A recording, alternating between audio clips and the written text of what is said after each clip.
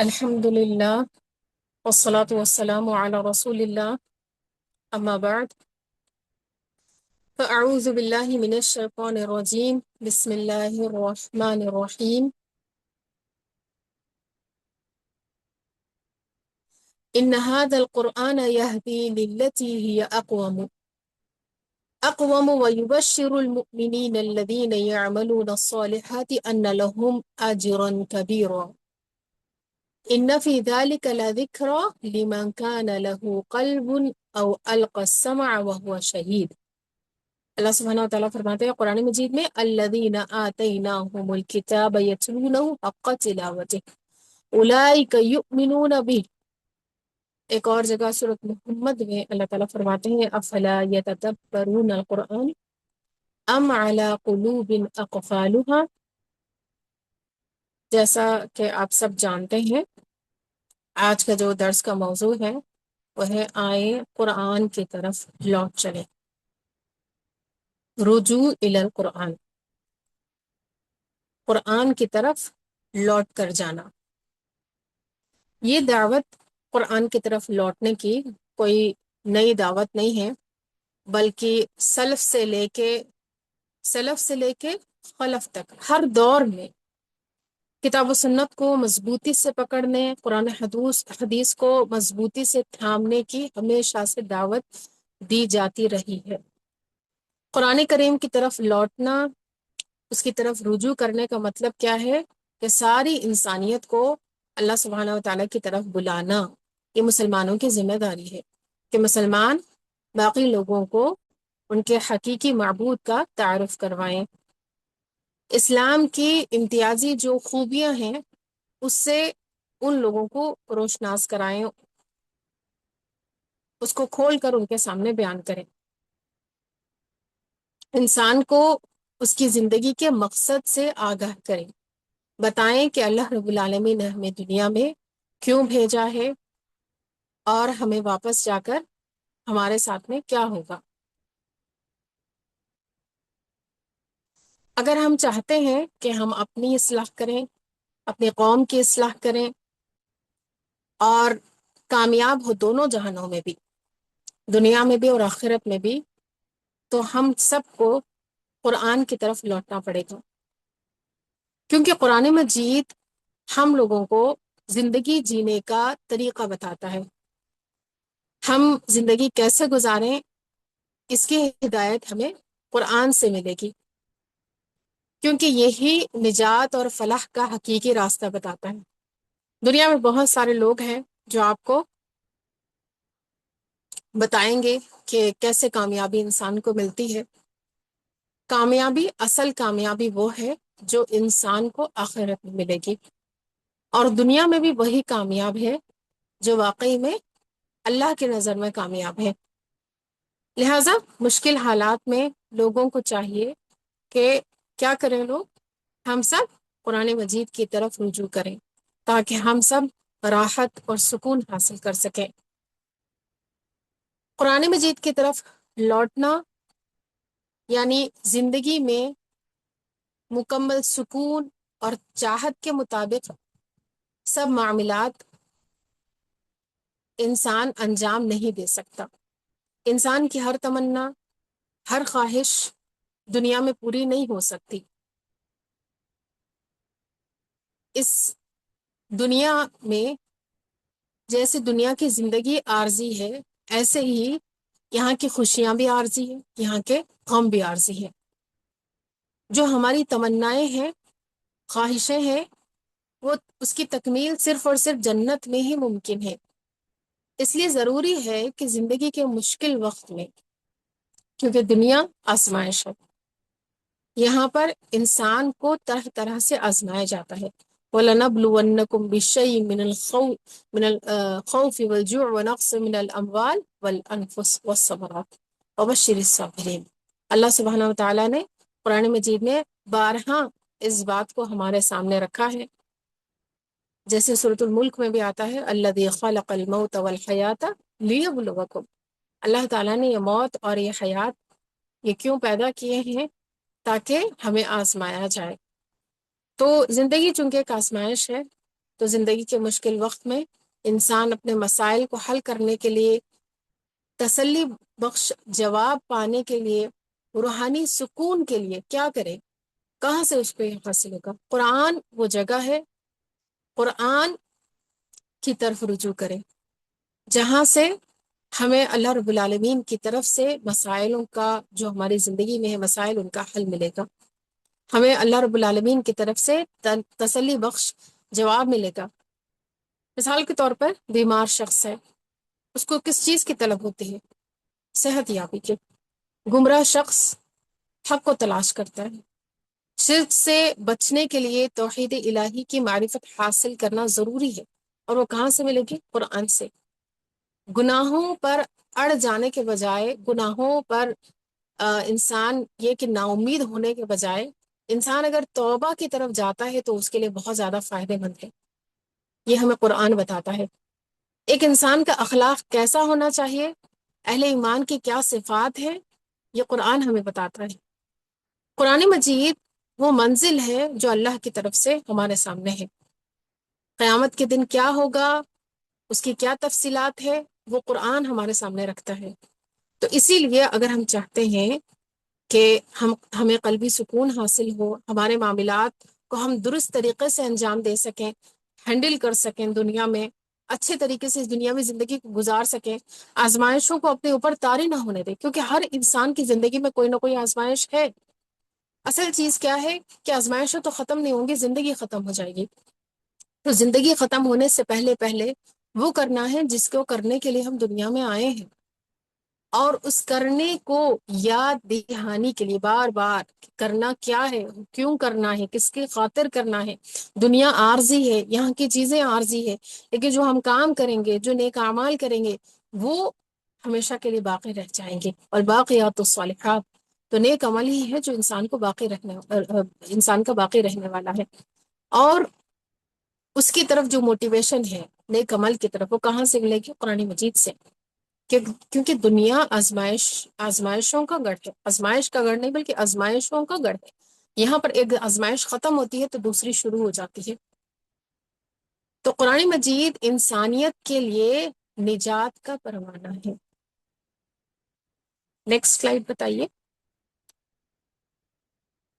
قرآن انسان کے لیے کیا ہے؟ نجات کے لیے رہنما ہے. انسانیت کے لیے کیسے انسانوں کو نجات ملے گی، اس کی رہنمائی قرآن میں ہمیں ملتی ہے. آج کل کے سائنسی دور میں سوشل میڈیا کا دیکھیں تو ایک طوفان ہے. دنیا گلوبل ولیج بن چکی ہے. کہیں پر بھی پہلے دور میں ایسا تھا، پہلے کیا 10-20 سال پہلے بھی ایسا تھا کہ اگر کسی سے بات ہونا ہوتا، کوئی اگر باہر ملک چلے جاتے، ایسا روتے تھے لوگ، ایسا روتے تھے کہ رونا چھوٹتا نہیں تھا، کیونکہ پتہ نہیں ہوتا تھا کہ دوبارہ شاید ملیں گے کہ بھی نہیں ملیں گے، صورت دیکھنے کو ملے گی کہ نہیں ملے گی. اور لوگ تصویریں دیکھ دیکھ کر زندگیاں گزار لیتے تھے، یادوں میں زندگیاں گزار لیتے تھے. لیکن آج کل کا کیا ہے کہ اگر کہیں پر بھی کوئی بھی انسان چلا جائے، پھر جاتے ہی فوراً، بلکہ جانے سے سفر کے دوران بھی بات چیت چلتی رہتی ہے عام طور پر. اور جیسے ہی فلائٹ لینڈ ہوئی، انسان فوراً دوبارہ سے کنیکٹ کر لیتا ہے اپنے گھر والوں سے، اپنے پیاروں سے. تو دنیا جو ہے نا گلوبل ولیج بن چکی ہے. ایک کلک کریں گے تو ہمارے سامنے سب کچھ جو ہے ہم دیکھ بھی سکتے ہیں، ہم سن بھی سکتے ہیں.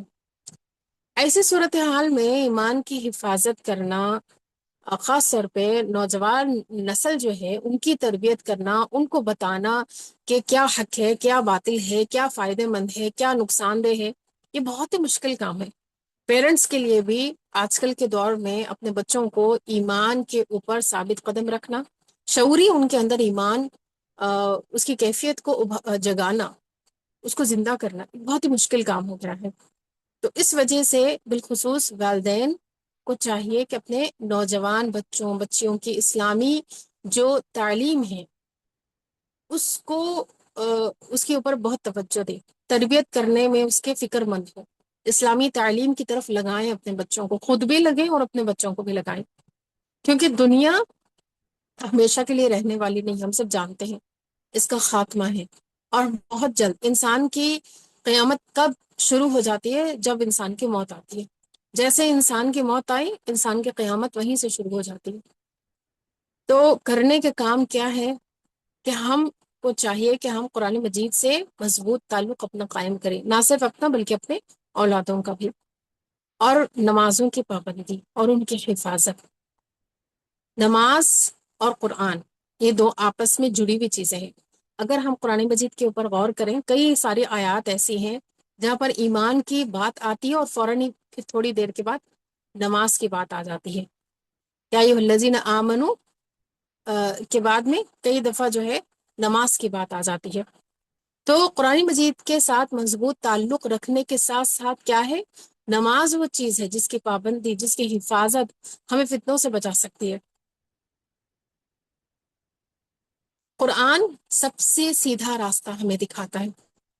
قرآن مجید میں یہ تاثیر ہے کہ وہ سیدھے راستے کی طرف رہنمائی کرتا ہے، نیکی کی توفیق دیتا اور دین پر ثابت قدم رکھتا ہے انسان کو۔ اللہ رب العالمین کی طرف سے نیکی کی انسان کو کیسے توفیق ملے گی، یہ اس کو کیسے پتہ چلے گا؟ جب وہ قرآن پڑھے گا، کتاب اللہ کو غور و فکر سے انسان جب اس کا مطالعہ کرے گا، اس کو پڑھے گا، اس میں تدبر کرے گا، تو اس کو پتہ چلے گا کہ کیسے انسان دین پر ثابت قدمی حاصل کر سکتا ہے۔ بلکہ سورۃ الاسراء میں اللہ رب العالمین فرماتے ہیں ان ھذا القرآن یہدی للتی ہی اقوم ویبشر المؤمنین الذین یعملون الصالحات ان لہم اجرا کبیرا۔ بلا شبہ یہ قرآن اس راستے کی ہدایت دیتا ہے جو سب سے سیدھا ہے، اقوم ہے، سب سے سیدھا۔ وَيُبَشِّرُ الْمُؤْمِنِينَ، اور کیا کرتا ہے؟ بشارت دیتا ہے، کن کو؟ ایمان والوں کو۔ کون ہے وہ ایمان والے؟ الذین یعملون الصالحات، جو نیک اعمال کرتے ہیں، جو نیک اعمال میں اپنی زندگیاں گزارتے ہیں، نیک اعمال کو کرنے میں۔ ان لہم اجرا کبیرا، اور کیا خوشخبری دیتا ہے ایمان والوں کو جو نیک عمل کرتے ہیں کہ ان کے لیے بہت بڑا اجر ہے۔ تو یہ جو لفظ آیا ہے اس آیت میں اقوم، ان ھذا القرآن یہدی للتی ہی اقوم، قرآن کریم کے نازل ہونے سے پہلے ہم سب جانتے ہیں بنی اسرائیل نام کی ایک قوم تھی، ان کے پاس بھی کتاب تھی، کتاب کا نام تورات ہے، یہود اس کو مانتے ہیں۔ کتاب کا نام انجیل ہے، نصارہ اس کو مانتے ہیں۔ کتاب کا نام زبور ہے، داؤد علیہ السلام کے دور میں ان کے قوم کے لیے اللہ رب العالمین نے داؤد علیہ السلام کی طرف اس کو نازل کیا تھا۔ اس کے بعد بھی اللہ رب العالمین نے کئی انبیاء کرام علیہ السلام کو دنیا میں بھیجا، مگر انہوں نے آسمانی وحی کے مطابق زندگی گزارنے کے بجائے لوگوں نے کیا کیا؟ منمانی کی، خواہشات کی پیروی کی۔ جیسا کہ سورۃ البقرہ میں آتا ہے بنی اسرائیل کے بارے میں کہ کس طریقے سے جب اللہ کے رسول صلی اللہ علیہ وسلم نے موسیٰ علیہ السلام کی وہ واقعہ جو ہے بیان کیا ہے، اللہ رب العالمین نے بتایا ہے قرآن مجید میں کہ گائے ذبح کرنا ہے، بنی اسرائیل کو حکم دیا گیا کہ گائے ذبح کرو۔ اتنے انہوں نے سوال و جوابات کیے کہ کیسی ہو، کیا رنگ ہو، کیا قد کاٹھی ہو، ہمیں اور بھی کلیئرلی بتایا جائے، اور بھی ہمیں جو ہے ہمیں وضاحت نہیں ہو رہی، ہم تو شبہ میں پڑے ہوئے ہیں، ایسی تو بہت ساری گائیں ہیں، ہمارے لیے اور بھی کلیئرٹی کے ساتھ بات سامنے رکھی جائے۔ تو بہرحال انہوں نے ذبح کرنا نہیں تھا، اسی وجہ سے وہ لوگ طرح طرح کے بہانے جو ہے وہ اپنی طرف سے سامنے رکھ رہے تھے۔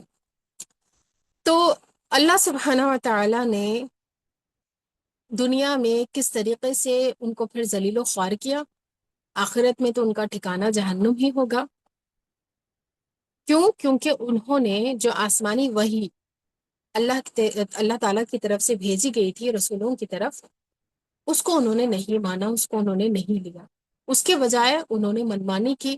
خاص طور پہ موسیٰ علیہ السلام کی جو قوم ہے، فرعونیوں کے ساتھ رہتے رہتے گائے کی جو محبت ہے اتنی ان کے اندر رچ بس گئی تھی کہ جب انہوں نے خود دیکھا اپنی آنکھوں سے کہ فرعونیوں کا کیا انجام ہوا ہے، کس طریقے سے اللہ نے ان کو غرق کر دیا ہے، فرعون کس طریقے سے غرق ہوا، ان کی آنکھوں کے سامنے وہ چیزیں ہوئی تھی، اس کے باوجود بھی چونکہ دلوں میں وہ محبت نہیں تھی، اللہ رب العالمین کی طرف وہ لگاؤ نہیں تھا، موسیٰ علیہ السلام کی باتوں پر وہ یقین نہیں تھا، تو اسی وجہ سے جب ان لوگوں کو اللہ رب العالمین نے طور سینا میں ان لوگوں کو رکھا تو وہاں پر انہوں نے بچڑے کو معبود بنا لیا۔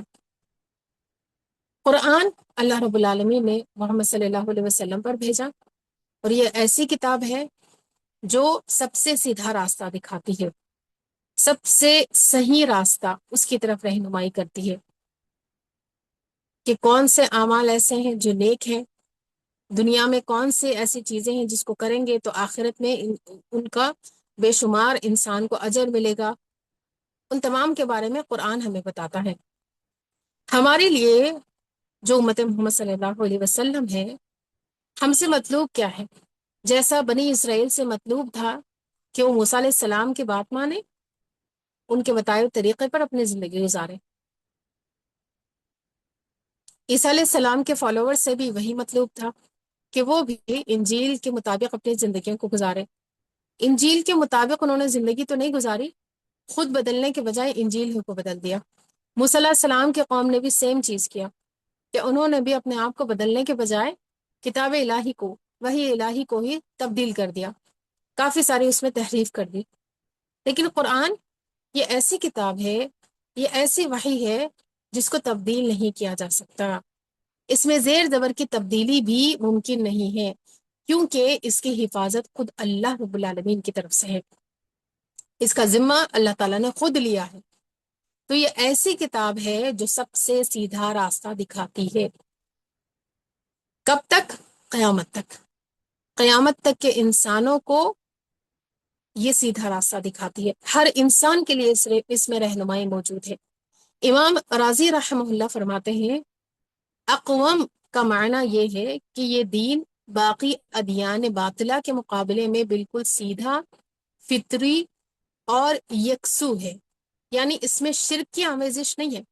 جیسے اگر ہم دیکھیں موسیٰ علیہ السلام کے جو فالوورز ہیں انہوں نے بھی شرک کیا، عزیر علیہ السلام کو اللہ کا بیٹا بنا لیا۔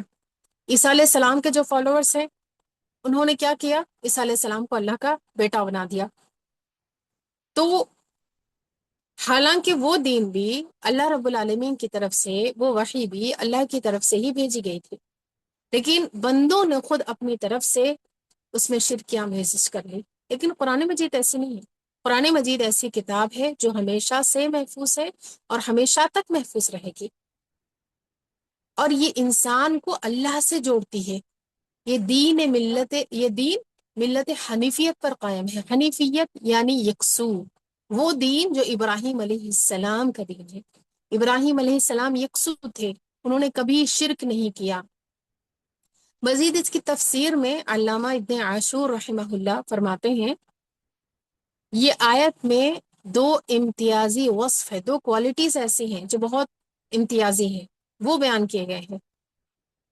ان ھذا القرآن یہدی للتی ہی اقوم، یعنی قرآن مجید یہ ایسی کتاب ہے جو سب سے درست راستہ بتاتی ہے۔ کس پر نازل ہوئی؟ محمد صلی اللہ علیہ وسلم پر اس کو نازل کیا، اللہ نے اس کو آپ صلی اللہ علیہ وسلم پر نازل کیا، اور آپ صلی اللہ علیہ وسلم وہ سبب ہے جس کے ذریعے سے تمام لوگوں کو رشد و ہدایت کا راستہ ملا۔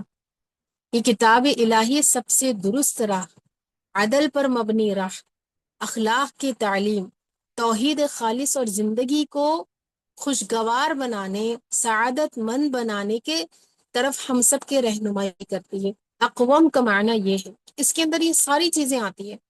قرآن مجید کا جو دوسرا بڑا ہدف ہے، جو اس کا گول ہے، وہ کیا ہے؟ انسانیت کو بشارت دینا کہ اگر تم اچھے کام کرو گے، اہل ایمان اعمال صالحہ کو کریں گے ایمان لا کر، تو ان کے لیے خوشخبریاں یہ دیتا ہے قرآن، جنت کی نعمتوں کی خوشخبریاں دیتا ہے۔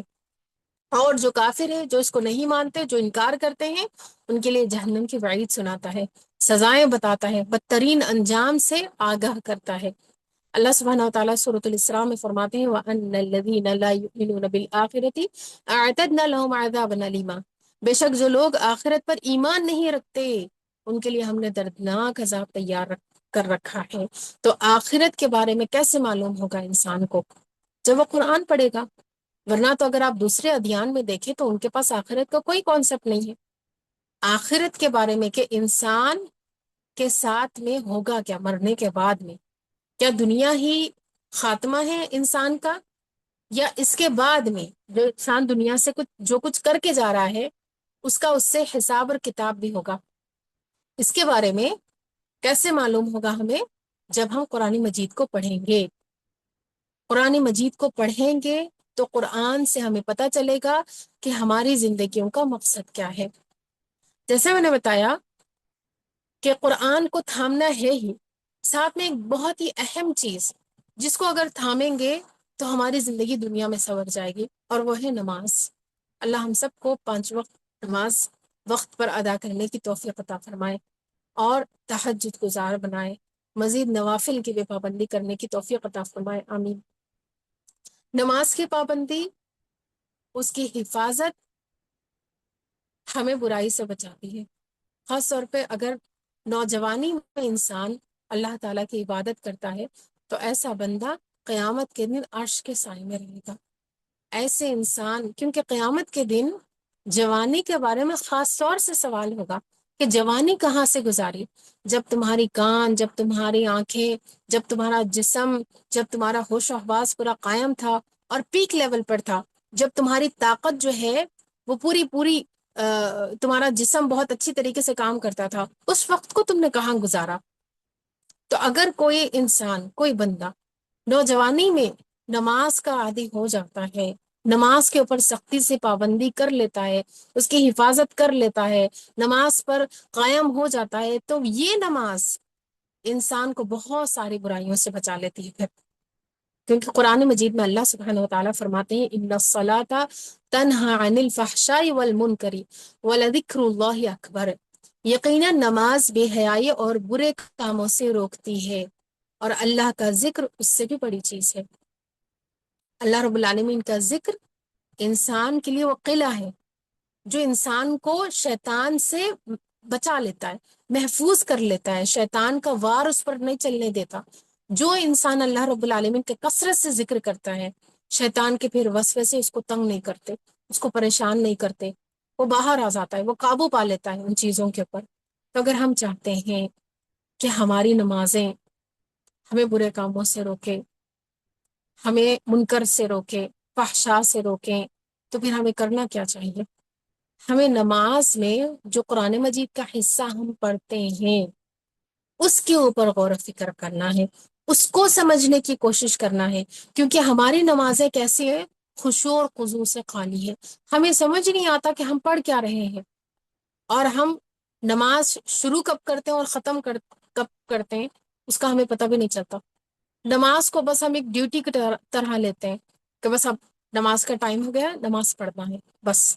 اور اس کو جلدی سے پڑھنے کی انسان کے اندر ایک دوڑ ہوتی ہے، انسان بس دوڑتا رہتا ہے کہ کسی طریقے سے میں نماز کو جلدی سے پڑھ لوں. نماز کو پڑھنا اور نماز کو قائم کرنا یہ دونوں سیم چیزیں نہیں ہیں. نماز کو قائم کرنا یعنی اس کے جو شروط ہے اس کے ساتھ اس کو قائم کرنا. انسان جب نماز کو قائم کرتا ہے تو پھر اس کے اندر یہ قوت اور اس کے اندر یہ تاثیر پیدا ہوتی ہے، خشوع اور خضوع کا لحاظ رکھتا ہے، نماز میں دوسرے خیالات کو نہیں آنے دیتا. اگر آ بھی جاتے ہیں تو ان کو پھٹک کر ان کو اپنے سے دور کر کر، چھانٹ پٹک کر کے، جیسے ہم کہتے ہیں، اس کو دور کر کے اپنے سے، پھر انسان جو پڑھ رہا ہے، جو تلاوت کر رہا ہے قرآن مجید کی، اس کے اوپر اپنا فوکس کر لیتا ہے. تو پھر اس کی نماز اس کے لیے کیا بن جاتی ہے؟ بے حیائی اور برے کاموں سے روکنے کا ذریعہ، سبب بن جاتی ہے. قرآن مجید میں اگر ہم دیکھیں، نماز کے ساتھ ساتھ صبر کا بھی ذکر آتا ہے. صبر کس لیے؟ نماز اور صبر یہ دو ایسے اعمال ہیں کہ جن سے انسان کو اللہ کی مدد حاصل ہوتی ہے. صبر جو اللہ رب العالمین کے فیصلے ہیں ہمارے بارے میں، اور مدد اللہ ہی سے چاہنا ہے. نماز پڑھنے کے لیے بھی انسان کو صبر درکار ہوتا ہے. بے صبرا انسان بھی نماز پڑھتا ہے لیکن وہ کیسے پڑھتا ہے؟ اور جو انسان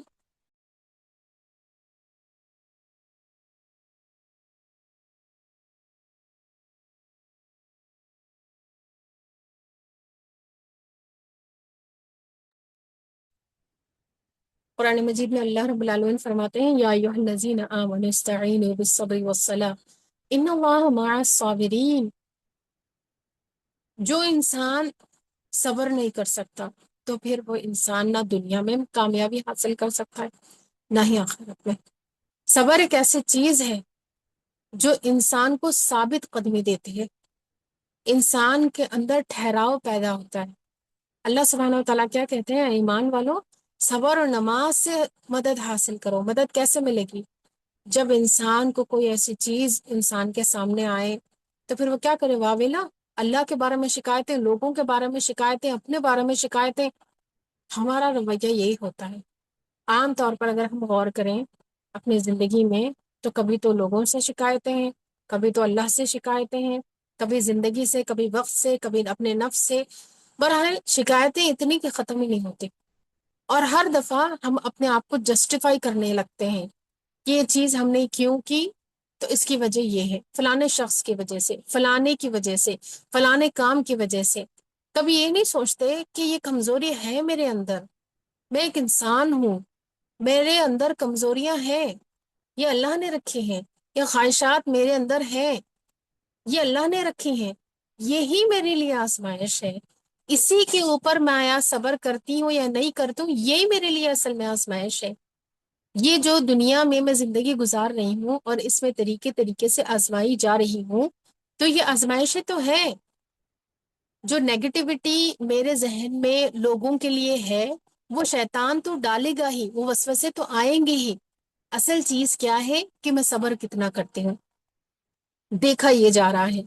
تو وہ صبر ملے گا کیسے انسان کو؟ جب انسان نماز کو صبر کے ساتھ پڑھے گا، جب انسان نماز میں خوشی اور خضوع پیدا کرنے کی کوشش کرے گا. تو قرآن مجید جو ہم نماز میں پڑھتے ہیں، کیونکہ نماز ایسی چیز ہے جو دین اسلام میں ایک رکن کی حیثیت رکھتا ہے، پلر کی حیثیت رکھتا ہے.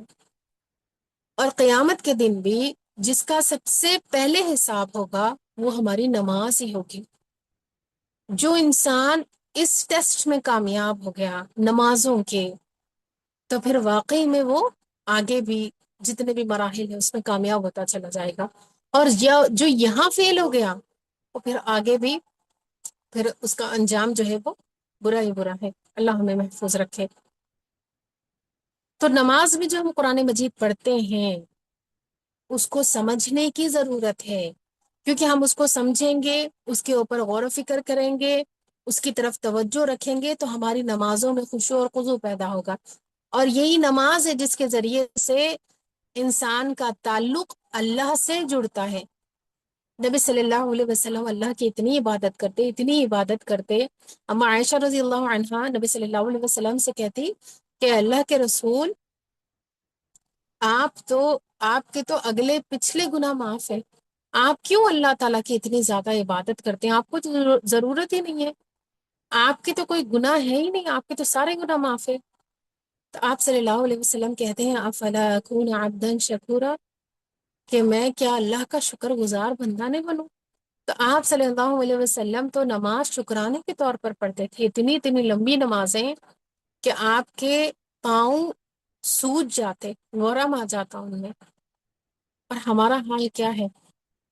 حالانکہ اگر نبی صلی اللہ علیہ وسلم کی زندگی پر ہم غور کریں تو آپ صلی اللہ علیہ وسلم جب دنیا میں آئے تو والد نہیں تھے، تھوڑا سا بڑے ہوئے تو والدہ بھی فوت ہو گئی، تھوڑا اور بڑے ہوئے تو دادا بھی فوت ہو گئے، تھوڑا اور بڑے ہوئے تو چاچا بھی فوت ہو گئے.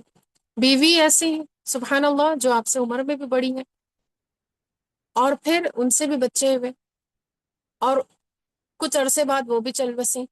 آپ کا کوئی سہارا ہی نہیں تھا. مکہ میں لوگوں نے آپ کے لیے ایک طریقے سے پریشانیوں کا ایک پہاڑ کھڑا کر رکھا تھا، ہر طرف سے لوگ آپ کے پیچھے پڑے ہوئے تھے. اگر آپ کی ہم زندگی کے اوپر غور کریں نا، کوئی ایسی مشکل نہیں تھی جو نبی صلی اللہ علیہ وسلم کو دنیا میں نہیں آئی تھی.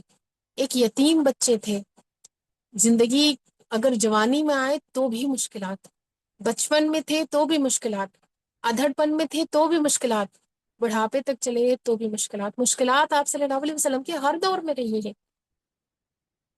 تو اس کا مطلب یہ ہے کہ آپ صلی اللہ علیہ وسلم کی زندگی میں آزمائشیں ہم سے کم تھی.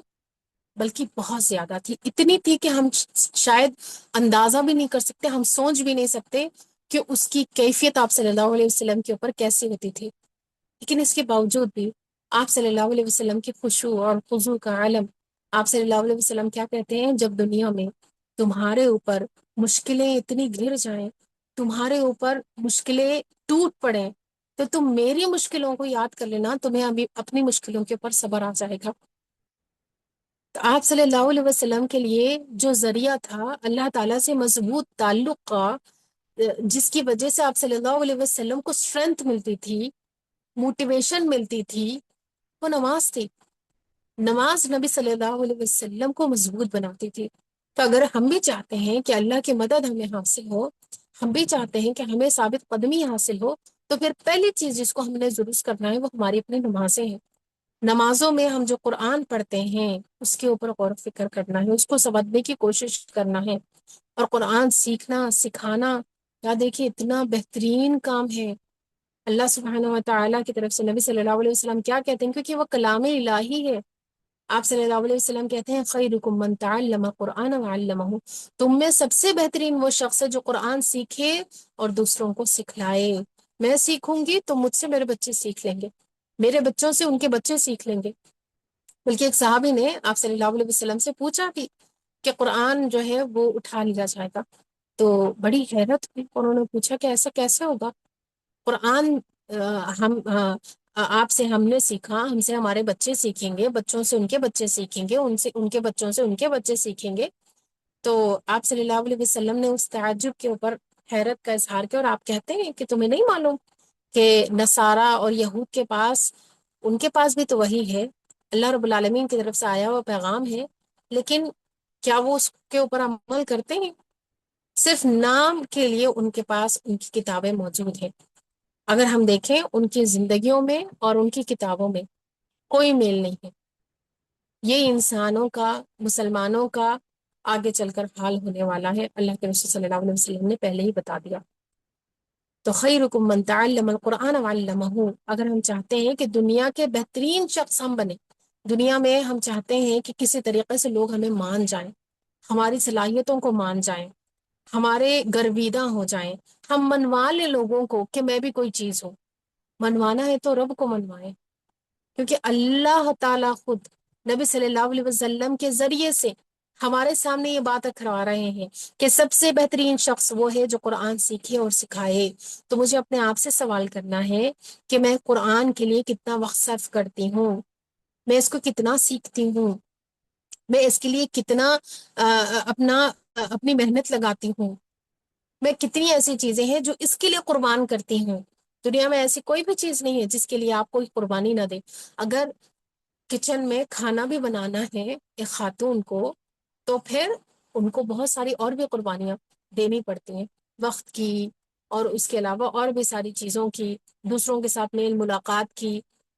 وہ اس وقت کو کہیں بھی لگا سکتے تھے، لیکن چونکہ ایک ذمہ داری ہے تو اس وجہ سے وہ اس وقت کو کچن میں لگاتی ہیں۔ ایسے ہی قرآن مجید اگر ہم نے سیکھنا ہے نا، تو اس کے لیے ہمیں قربانی کرنی پڑے گی۔ اگر ہم چاہتے ہیں کہ ہماری زندگی میں کوئی بھی کمی نہ ہو، کوئی ہمارے پاس جو ہے ہمیں کوئی مشکل دیکھنا نہ پڑے، اور ہم قرآن بھی بہت اچھے سے سیکھ جائیں، تو یہ نہیں ہو سکتا۔ دنیا میں اس حقیر سے دنیا کو اگر حاصل کرنا ہے، انسان کو دنیاوی تعلیم کو اگر سیکھنا ہے، تو اس کے لیے بھی محنت لگتی ہے، وقت لگتا ہے، پیسہ بھی لگتا ہے، بعض دفعہ سفر بھی کرنا پڑتا ہے، مشکلات بھی اٹھانی پڑتی ہیں، راتوں کو بھی جاگنا پڑتا ہے۔ قرآن کے لیے تو اتنی محنت کرنے کی ضرورت نہیں ہے، کیونکہ اللہ نے تو قرآن کو بڑا آسان رکھا ہے۔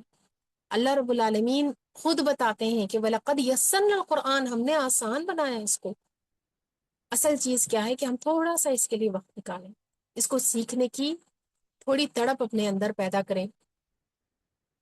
قرآن کو سیکھنے اور غور سے پڑھنے کی فضیلت کیا ہے، ام عائشہ رضی اللہ عنہا بیان کرتی ہیں، نبی صلی اللہ علیہ وسلم نے فرمایا مثل الذی یقرأ القرآن وهو حافظ له مع السفرة الکرام البررہ، اس شخص کی مثال جو قرآن پڑھتا ہے اور اس کا حافظ بھی ہے، اس کو یاد بھی ہے، وہ قیامت کے دن نیک بزرگ فرشتوں کے ساتھ میں رہے گا، سفیر اور نیک لکھنے والے جیسے، یعنی مع السفرۃ الکرام البررہ، کرام البررہ کے ساتھ میں اللہ رب العالمین کو رکھے گا۔ کتنا بڑا اعزاز ہے ایک انسان کے لیے۔ پڑھنے کے ساتھ ساتھ اس کو سننا بھی۔ اگر آپ کو لگتا ہے کہ آپ کے پاس زیادہ دیر بیٹھ کر قرآن مجید تلاوت کرنے کا وقت نہیں ہے، کوئی بات نہیں۔ بعض دفعہ بچے چھوٹے ہوتے ہیں، بعض دفعہ بالکل گھر کو، باقی ساری چیزوں کو، کیونکہ زندگی ہر وقت ایک جیسی نہیں رہتی۔ ایک دور ہوتا ہے بچپن کا، جب انسان کے پاس کوئی کام نہیں ہوتا، جس صرف اسکول جانا آنا۔ اسی لیے اس دور میں ہی زیادہ توجہ دینی چاہیے کہ بچوں کو زیادہ سے زیادہ ہم دین سکھائیں، کیونکہ ان کے پاس اور کوئی کام نہیں ہے، پڑھائی کے علاوہ کوئی اور ذمہ داری نہیں ہے۔ ایک ہوتا ہے پھر جوانی کا دور، اس میں کافی ساری ذمہ داریاں انسان کے پاس آ جاتی ہیں۔ پھر ایک وہ دور ہوتا ہے جب بچے بڑے ہو جاتے ہیں اور وہ اپنے اپنی کام، اپنے اپنے جو بھی چیزیں ہیں اس کی طرف لگ جاتے ہیں، تو پھر انسان کے پاس بہت ٹائم ہوتا ہے۔ تو جو جوانی کا ٹائم ہے، اگر بچے واقعی میں ایسے ہیں، چھوٹے ہیں بہت زیادہ، آپ کا ٹائم ان کو بہت چاہیے، کوئی مسئلہ نہیں ہے، لیکن ایک ہدف ضرور انسان کا ہونا چاہیے کہ میں اس کو سیکھ کے رہوں گی۔ اللہ رب العالمین کے کلام کو دنیا میں اگر ہم آئے، ہم نے سب کچھ سیکھا، لیکن وہ قرآن ہی نہیں سیکھا، تو پھر ہم نے کیا سیکھا، ہم نے کیا پایا؟ تو اگر نہیں پڑھ سکتے، ابھی نہیں ہے ٹائم، کوئی بات نہیں ہے، تلاوت کو کثرت سے لگا کر سننا، خشوع سے تلاوت کو سننا، قرآن مضامین کو اس کے اوپر غور و فکر کرنا۔ اگر نہیں ڈائریکٹلی سمجھ میں آتا قرآن، تو ایٹ لیسٹ اس کے ساتھ میں ترجمہ، تفسیر کے ایسے کورسز جیسے الانصار میں بھی ہے، آگے آخر میں بتاؤں گی میں آپ لوگوں کو، تو اس کو سننا، یہ انسان کے ایمان میں، انسان کے علم میں اضافے کا باعث بنتا ہے۔ اللہ سبحانہ و تعالیٰ سورۃ الاعراف میں بتاتے ہیں، سورۃ الاعراف میں وَإِذَا قُرِئَ الْقُرْآنُ فَاسْتَمِعُوا لَهُ وَأَنصِتُوا لَعَلَّكُمْ تُرْحَمُونَ، اور جب قرآن پڑھا جائے تو اسے کان لگا کر سنو اور چپ رہو تاکہ تم پر رحم کیا جائے۔ اگر ہم چاہتے ہیں کہ اللہ رب العالمین کی رحمت کی ہمارے پر بارش ہو، تو پھر وہ کون سا سبب ہے جس کو اختیار کرنا پڑے گا؟ قرآن مجید ہے۔ قرآن کو سننا، اس کی طرف کان لگانا، اس میں غور و فکر کرنا، یہ ایسی چیز ہے جس کے ذریعے سے اللہ رب العالمین کی رحمت کی ہم پر بارش ہو سکتی ہے۔ صرف سننا ہی نہیں، بلکہ جیسے میں نے بتایا کہ سمجھ کر تلاوت کرنا۔ اگر ہم سمجھیں گے، تدبر کریں گے، تو ہمارے دلوں پر جو پڑے ہوئے تالے ہیں وہ کھلیں گے۔ تو اللہ سبحانہ و تعالیٰ فرماتے ہیں سورۃ محمد میں کہ افلا یتدبرون القرآن ام علی قلوب اقفالها، کیا ان لوگوں نے قرآن پر غور و فکر نہیں کیا، یا ان کے دلوں پر تالے پڑ چکے ہیں؟ ام کا معنی یہاں پر بل ہے، یعنی بلکہ ان کے دلوں پر تالے پڑ چکے ہیں، ایسا حال ہے۔ تو قرآن میں جو غور و فکر نہیں کرتا، اللہ تعالیٰ کیا کہتے ہیں کہ اس کا دل کیسا ہے کہ اس کے اوپر تالا پڑ چکا ہے۔ اگر ہم چاہتے ہیں کہ ہمارے دلوں پر جو تالے پڑے ہوئے وہ کھل جائیں، زندگیوں کا مقصد ہمیں سمجھ آئے، صحیح طریقے سے زندگی ہم گزاریں، تو پہلے تو ناظرہ پڑھنا سیکھنا ہے، تلاوت اچھی طریقے سے کرنا، ساتھ ساتھ اس کو سننا، پھر اس کی تفسیر، اس کا فہم، اس کا تدبر اس کے اندر کرنا۔ یہ سب چیزیں اگر ہم کریں گے تو اس کا ہم اپنی زندگی پر بہت گہرا اثر دیکھیں گے۔ ہم دیکھیں گے کہ کس طریقے سے ہمارا تعلق اللہ تعالیٰ سے مضبوط جڑ جاتا ہے۔ صرف تلاوت ہی نہیں، سننا ہی نہیں، تفسیر فہم ہی نہیں، بلکہ اس کو یاد کرنا بھی۔ بچپن میں اگر یاد کروا دیں ہم اپنے بچوں کو تو کیا ہی اچھی بات ہے، کیونکہ بچپن میں ذہن انسان کا بہت تیز ہوتا ہے، انسان بہت جلدی چیزوں کا حفظ کر لیتا ہے۔ اگر زیادہ نہیں تو جتنا ہو سکے انسان کوشش کریں کہ اپنے بچوں کو وہ خود حفظ کروائیں، تھوڑا تھوڑا کر کے، چھوٹی چھوٹی صورتوں سے سٹارٹ کریں اور پھر بڑی بڑی صورتوں تک۔ لیکن اگر والدہ کی تجوید اچھی نہیں ہے، انہی کے قرآن مجید میں کافی ساری غلطیاں ہیں، لہن جلی ہے، تو پھر کیا ہوگا؟ تو اگر ہم چاہتے ہیں کہ ہم اپنے آنے والی نسلوں کو قرآن کی روشنی سے منور کریں، ہم چاہتے ہیں کہ قرآن ان کے دلوں، ان کے سینوں میں محفوظ ہو، تو پھر ہمیں کرنا کیا ہوگا کہ اگر ہم چاہتے ہیں کہ ہمارے دل میں قرآن محفوظ ہو، کیونکہ غلطیوں کے ساتھ یاد کر لینا، غلطیوں کے ساتھ ہی اس کو پڑھتے جانا، یہ وبال جان ہے ہمارے لیے۔ یہ نیکیوں کے بجائے گناہوں کا انبار ہمارے نامہ اعمال میں جمع کروانے کا سبب ہے۔ قرآن کو یاد کرنا ہے، لیکن درست تجوید کے ساتھ میں، درست ادائیگی کے ساتھ میں۔ فی زمانہ اگر ہم دیکھیں قرآن مجید کے جو حفاظ کی تعداد ہے وہ شمار کرنا بہت مشکل ہے۔ قرآن ایک واحد کتاب ہے جس کو سینکڑوں لاکھوں حفاظ نے حفظ کیا ہوا ہے، اپنے سینوں میں اس کو محفوظ کیا ہوا ہے۔ اگر ہم دیکھیں سعودی عرب کے بارے میں بھی کافی دفعہ سننے میں آتا ہے کہ کس طریقے سے بوڑھے عمر والی خواتین، بوڑھے عمر والے لوگ بھی 90 سال میں، 95 سال میں ایسے لوگ ہیں جو اس کتاب کو حفظ کر لیتے ہیں۔ کوئی مشکل نہیں ہے، اصل بات ہوتی ہے انسان کی اپنی ڈٹرمنیشن کی، اپنی فوکس کی، کہ میں نے کر کے رہنا ہے، مجھے حاصل کرنا ہی کرنا ہے، تو پھر اللہ تعالیٰ کی طرف سے انسان کو توفیق مل جاتی ہے۔ جب انسان کوشش ہی نہیں کرتا تو پھر اللہ تعالیٰ کیوں کر توفیق دے گا؟ تو رجوع الی القرآن، قرآن کی طرف لوٹ آنے میں چیزیں کیا ہے کہ ہم اس کو پڑھیں، پڑھ لیں، اس کو پڑھنا اچھا طریقے سے آئے، تجوید کے ساتھ اس کو پڑھیں، ہماری تلاوت میں کوئی غلطیاں نہ ہوں، ہم اس کو سن سن کر اچھی طریقے سے سیکھیں استاد سے، اس کی تفسیر پڑھیں، اس کا فہم حاصل کریں، ہماری پریکٹیکل لائف سے اس کو جوڑیں۔ قرآن مجید ہمارے لیے رہنمائی کا ذریعہ ہے، سبب ہے۔ نماز میں جو ہم تلاوت کر رہے ہیں اس کے اوپر غور و فکر کریں، اس کو یاد کریں، نئی نئی صورتوں کو نمازوں میں پڑھیں، کیونکہ اللہ سبحانہ و تعالیٰ نے خود ہمیں یہ حکم دیا ہے۔ سورۃ مزمل ہے، اللہ تعالیٰ فرماتے ہیں قم اللیل الا قلیلا نصفہ او انقص منہ قلیلا او زد علیہ ورتل القرآن ترتیلا، رات کو کم قیام کیا کرو مگر آدھی رات، یا اس سے کچھ کم کریں یا اس سے کچھ زیادہ بڑھا دیں، اور قرآن کو خوب ٹہر ٹہر کر پڑھیں۔ دن میں اگر ہم دیکھیں کافی ساری ہمارے ساتھ مصروفیات ہیں، بہت سارے اور بھی کام ہیں، لیکن رات کا ایک ایسا وقت ہے نا جب انسان کے پاس گھر میں بھی، آس پاس بھی پوری یکسوئی ہوتی ہے، ہر طرف جو ہے انسان کی خاموشی ہوتی ہے۔ ایسے وقت میں اگر انسان قرآن مجید سے اپنا تعلق جوڑتا ہے، قرآن اس کا دل پر اس کے وہ اثر کرتا ہے جو انسان اگر باقی دن میں کتنا بھی اس کی تلاوت کر لے، کتنا بھی اس کو پڑھے، وہ اثر نہیں ہوتا، کیونکہ یکسوئی جو انسان کو تہجد کے وقت میں، رات کے وقت میں حاصل ہوتی ہے، وہ دن میں چاہ کر بھی حاصل نہیں ہو سکتی، اور خاص طور پہ اس وقت میں۔ ورتل قرآن ترتیلا، اللہ کہتے ہیں کہ قرآن کو کیسے پڑھو؟ خوب ٹہر ٹہر کر پڑھو، یعنی سمجھ سمجھ کر پڑھو۔ ٹہر ٹہر کر پڑھو کا مطلب کیا ہے؟ ادائیگی میں بھی ویسے بھی ٹہر ٹہر کر پڑھنا ہے، اور دوسرا کیا ہے؟ سمجھ سمجھ کر پڑھنا ہے، ٹہر ٹہر کر غور و فکر کرتے ہوئے کہ اللہ تعالیٰ ہم سے کیا چاہتا ہے۔ قرآن انسانیت کے لیے دستور حیات ہے۔ قرآن صرف کلام نہیں ہے، الفاظ کا مجموعہ نہیں ہے، بلکہ یاد رکھیں یہ ایک منہج ہے، منہج حیات ہے، ایک راستہ ہے، ایک واضح راستہ ہے جس سے ہمیں پتہ چلتا ہے کہ ہمیں اس حیات میں کرنا کیا ہے، جس پر عمل کر کے انسان کو دو جہانوں کی سعادت حاصل ہو سکتی ہے۔ صحابہ کرام رضی اللہ عنہم قرآن مجید کا جو حصہ بھی نبی صلی اللہ علیہ وسلم سے پڑھتے، ساتھ ہی اس پر عمل کرنا سٹارٹ ہو جاتے، ساتھ ہی اس کے آگے بھی دعوت کرنا شروع ہو جاتے۔ کسی حکم پر عمل کرنا اسے یاد رکھنے کا بہترین طریقہ ہے۔ اگر ہم چاہتے ہیں کہ کوئی سنت ہم نے سیکھی، کوئی آیت ہم نے پڑھی، وہ ہمیں یاد رہے، اس کا معنی مفہوم ہمیں یاد رہے، فوراً اس میں جو حکم ہے اس کے اوپر عمل کر، اس حدیث میں جو بات آ رہی ہے اس کے اوپر عمل پیرا ہو چاہیے، عمل کر لیجیے۔ تو یاد رکھیے یہ جو چیز ہے نا، یہ بہترین طریقہ ہے کسی بھی حکم پر عمل کر لینا، اس کو یاد رکھنے کے لیے۔ یہ کلام الہی جس کی طرف لوٹنا، یہ ہمیں سربلندی کی طرف لے جاتا ہے۔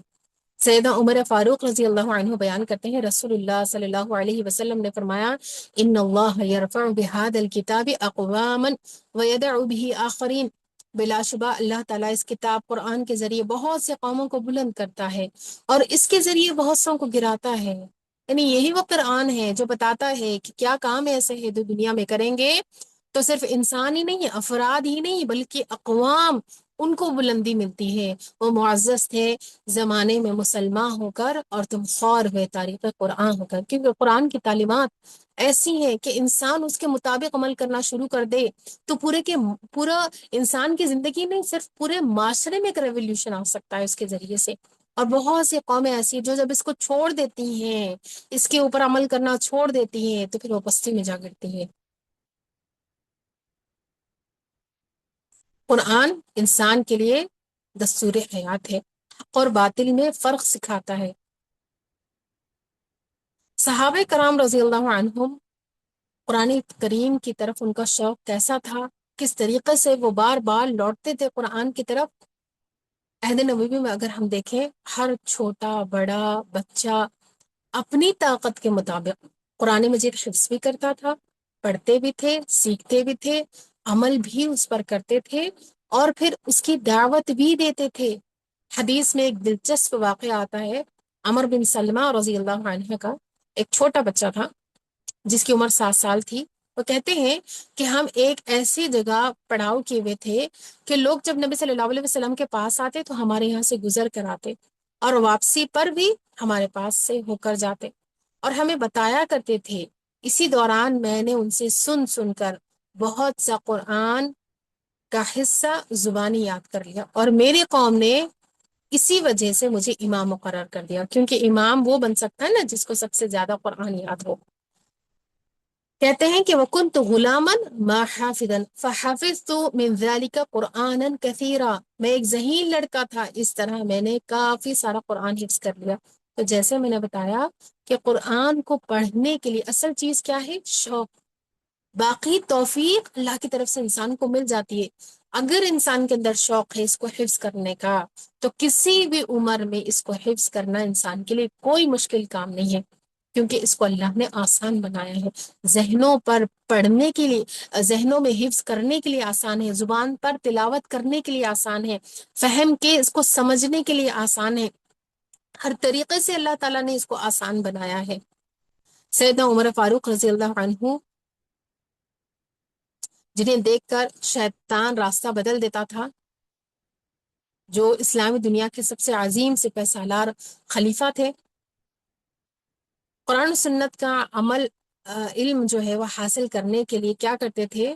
کہتے ہیں کہ ان کے ساتھ میں، صحیح بخاری کی روایت ہے، ان کے ساتھ میں ایک اور بھی ساتھی تھے، انصاری پڑوسی بنو امیہ بن زید۔ کہتے ہیں کہ میں اور میرا ایک انصاری پڑوسی بنو امیہ بن زید کے گاؤں میں رہا کرتے تھے، جو مدینے کے مشرقی جانب بلندی کی طرف تھا۔ ہم رسول اللہ صلی اللہ علیہ وسلم کی خدمت میں باری باری آتے تھے، ایک دن وہ آتا اور ایک دن میں، یعنی آپ صلی اللہ علیہ وسلم کے پاس جایا کرتے تھے علم سیکھنے کے لیے، ایک دن یہ جاتے، ایک دن ان کا ساتھی جو انصاری صحابی تھے وہ جاتے تھے۔ جس دن میں آتا اس روز کی وحی وغیرہ کا حال اسے بتا دیتا، اور جس دن وہ آتا وہ بھی ایسا ہی کرتا۔ ایک دن ایسا ہوا کہ میرا انصاری دوست اپنی باری پر گیا، تو پھر ہوا کیا کہ وہاں پر میں نے سورہ یوسف، کہتے ہیں کہ فرافدہ میں بن عمیر رحمہ اللہ بیان کرتے ہیں کہ میں نے سورہ یوسف سیدنا عثمان بن عفان کی قرآت سے یاد کی کہ وہ نماز فجر میں کثرت کے ساتھ اس کی تلاوت کیا کرتے تھے۔ تو یہ عالم تھا، قرآن مجید کو سیکھنے کا شوق اتنا تھا کہ اپنی ذمہ داری کے ساتھ ساتھ بھی اس کو کس طریقے سے لے کر چلے، کہ گھر کی ذمہ داریاں، باقی معاشری ذمہ داریوں کے ساتھ ساتھ بھی شوق اتنا کہ اپنی اپنی باری ڈیوائیڈ کر لی۔ ایک دن تم جاؤ اور تم سنو وحی کو اور تم مجھے آ کر بتانا، ایک دن میں جاؤں گا اور تم کام پر جانا، تم پیسے کمانا اور میں تمہیں آ کر بتاؤں گا۔ اتنی مصروفیت کے باوجود، اتنی کوشش کے باوجود، اتنی محنت کے ساتھ انہوں نے قرآن مجید کو لیا، کیونکہ قرآن وہ راستہ دکھاتا ہے جو نجات کا راستہ ہے۔ قرآن کریم انسان کو حقیقی خالق کی طرف بلاتا ہے۔ اگر ہم چاہتے ہیں کہ ہم زندگی میں اللہ رب العالمین کی مرضی کو جان لیں کہ اللہ تعالیٰ ہم سے کیا چاہتا ہے، تو پھر ہمیں کیا کرنا چاہیے؟ قرآن مجید کو سیکھنا چاہیے، اس کے اوپر تدبر کرنا چاہیے۔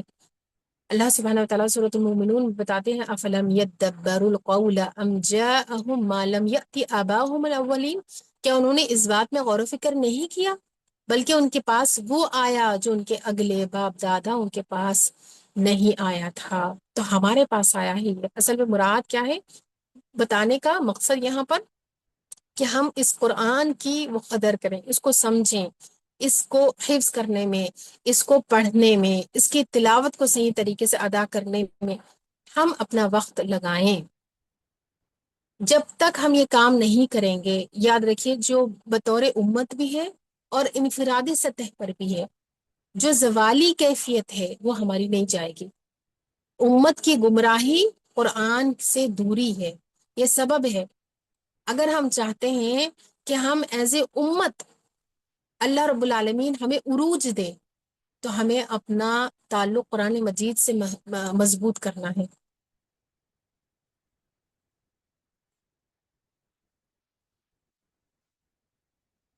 اللہ سبحانہ وتعالیٰ قرآن مجید سورۃ المرسلات میں فرماتے ہیں فَبِأَيِّ حَدِيثٍ بَعْدَهُ يُؤْمِنُونَ، قرآن کے بعد اب کون سا ایسا کلام ہوگا جس پر وہ ایمان لائیں گے؟ یعنی آخری چیز ہے جو اللہ تعالیٰ کی طرف سے ہمارے پاس آ چکی ہے، اس کو لینے والا کامیاب و کامران ہوگا، اور اس کو پیچھے رکھنے والا، اس کو چھوڑ دینے والا، اس کو پرے پھینکنے والا، اس کو سجا کر رکھنے والا، نہ پڑھنا نہ سمجھنا، بس گھر میں اس کو رکھا ہوا ہے، تو اس سے انسان کو کوئی فائدہ نہیں حاصل ہوگا، اور جو انسانوں کی اور جو قوم کی زوالی کیفیت ہے وہ دور نہیں ہو گئی۔ دور حاضر کا تو خاص طور پہ تقاضا ہے کہ قرآن کی طرف ہم لوٹ چلیں۔ ہر دور میں دعوت القرآن جاری رہی ہے، مگر موجودہ حالات میں اگر ہم دیکھیں، ملت اسلامیہ کے لیے یہ تو لازمی ہو گیا ہے۔ ماضی میں مسلمان عوام اور خاص لوگ بھی، اہل علم، جب تک براہ راست قرآن سے جڑے رہے، خیر پر رہے، کامیابی پر قائم رہے، پھر رفتہ رفتہ کیا ہے، لوگ علم سے، دینی علم سے دور ہوتے گئے، اس کی جگہ دوسرے غیر اسلامی جو علوم ہیں، فنون ہیں، سائنسی علوم ہیں، خاص طور پہ انہوں نے جگہ لے لی۔ مسلمان ان کو سیکھنے میں اتنا مگن ہوئے کہ جو اصل ورثہ ہے ہمارا، جو انبیاء کی طرف سے، جو نبیوں کی طرف سے، جو آپ صلی اللہ علیہ وسلم کی طرف سے خاص طور پہ قرآن مجید جو ہمارے پاس آیا ہے، اس کی تعلیم اور اس سے جڑا ہوا جو علم ہے، حدیث اور دینی علم، اس کو ہم نے پھر پیچھے ڈال دیا، اس سے دور ایسے ہم ہوتے چلے گئے جس کے نتیجے میں ہم غیر شرعی رسم و رواج میں داخل ہو گئے اور اسی کے ہو کر رہ گئے۔ قرآن کی طرف لوٹنا، اس کو مضبوطی سے تھامنا ہے۔ قرآن کی طرف سے لوٹنے کا مطلب کیا ہے کہ اس کو مضبوطی سے تھامنا، اس کو سمجھنا۔ صحابہ کرام رضی اللہ عنہم جیسا قرآن کو سمجھتے تھے، جیسا انہوں نے عمل کیا، اور جس طریقے سے حضرت عمر کے بارے میں تو کتنا مشہور ہے کہ آپ کے دور میں کیا انقلاب آیا تھا اور کیسے آیا تھا، قرآنی کے ذریعے سے۔ قرآن وہ چیز ہے، نبی صلی اللہ علیہ وسلم کی وہ تعلیمات ہے جس کے اوپر عمل کرنے سے انسان کو دنیا میں بھی کامیابی حاصل ہوتی ہے، اور آخرت کی کامیابی تو ہے ہی ان کے لیے۔ تو رجوع الی القرآن کے لیے ضروری کیا ہے کہ ہم قرآن مجید کے مضامین پر غور و فکر کریں، اس پر عمل کرنے کی کوشش کریں، زندگی میں ان کو نافذ کریں، اچھے قرآن کرام کی تلاوتیں سنیں۔ بچوں کی تربیت کا آغاز یہاں سے ہو کہ خوبصورت قرآن پڑھنے سمجھنے والا ان کو بنائیں، اس میں ان کو مشغول کریں، ٹائم ان کا اس میں صرف ہو، ان کو کسی کلاس میں ڈالیں، کسی ایسی جگہ پر، کسی انسٹیٹیوٹ سے جہاں پر ان کو اس کا فہم بھی حاصل ہو، صحیح طریقے سے وہ تلاوت بھی کر سکیں، تدبر بھی کر سکیں۔ اور ایسا نہیں ہو سکتا اگر نہیں آپ کو لگتا کہ بچوں کے پاس اتنا ٹائم ہے، تو پھر خود حاصل کریں، خود ٹائم نکالیں، خود وہ چیز حاصل کریں، کیونکہ قرآن مجید کی تلاوت، یاد رکھیں، یہ تو ہمارے لیے بھی ہے اور بچوں کے لیے بھی ہے، اس کا فہم حاصل کرنا ہمارے لیے بھی ہے، آنے والی نسلوں کے لیے بھی ہے، سب کے لیے ضروری ہے، جو مسلمان ہیں ان سب کے لیے ضروری ہے۔ تو اگر ہمیں آئے گا تو پھر فرسٹ ہینڈ ہم اپنے بچوں کو، جب ان کے پاس وقت ہوگا، جب جب بھی ممکن ہے، ہم ان کو بہترین طریقے سے اس کی تعلیمات سے روشناس کروا سکتے ہیں۔ لیکن اگر ہمارے پاس ہی نہیں ہے تو پھر ہم کیا دیں گے بچوں کو؟ اگر ہم نے بہت کچھ بھی دے دیا لیکن وہ نہیں دیا جو ان کے لیے دنیا میں بھی فائدہ مند ہے اور آخرت میں بھی فائدہ مند ہے، تو پھر ہم نے کیا دیا؟ آخر میں اللہ سبحانہ وتعالیٰ سے دعا ہے کہ اللہ سبحانہ وتعالیٰ ہم سب کو قرآن مجید سے مضبوط تعلق قائم کرنے کی توفیق عطا فرمائیں، قرآن کی طرف لوٹنے کی توفیق عطا فرمائے، قرآن مجید کی تلاوت کو بہترین طریقے سے سیکھنے کی، اس کو سمجھنے کی، اس کو حفظ کرنے کی، اس پر عمل کرنے کی، اس کو آگے پھیلانے کی ہم سب کو توفیق عطا فرمائے۔ وآخر دعوانا ان الحمد للہ رب العالمین وما علینا الا البلاغ المبین۔